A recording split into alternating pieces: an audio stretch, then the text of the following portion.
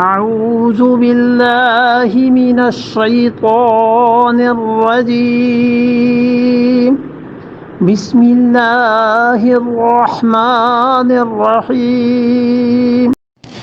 إن شر الدواب عند الله الذين كفروا فهم لا يؤمنون ان شر الدواب، اور بدترین کافر